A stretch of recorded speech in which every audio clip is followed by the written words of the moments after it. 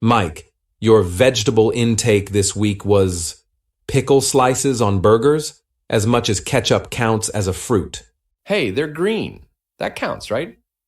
Look, Doc, between work and kids, I'm lucky to eat it all. If it's fast and fills me up, that's good enough. Leans forward.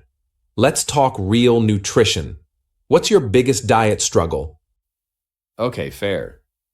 But healthy eating seems so complicated. You're taking away my frozen burritos? But those 3 p.m. energy crashes, the heartburn, that's your diet talking. Let's simplify. Rule number 1, eat real food, not packaged food-like products. Not banning, just balancing. Grabs apple from desk. For every processed food, add something real. Burrito? Have an apple too. So it's not all or nothing. That's my happiness in a cup. Okay, I can probably manage that. Exactly. Now, your coffee order, reading notes. Triple caramel mocha with whipped cream. That's a dessert masquerading as caffeine. How about this? Keep the fancy coffee, but only after you drink 1 glass of water first. Pizza is a complete meal.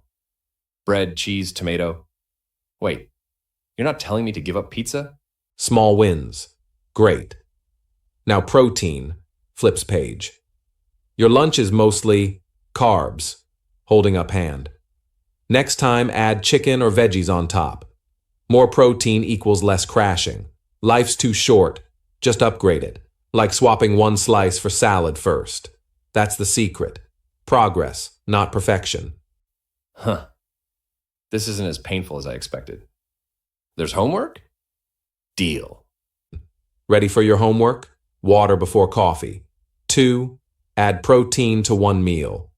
3, 1 real vegetable today. Even if it's teasing, actual carrots, not just the orange chips. Bring your taste buds.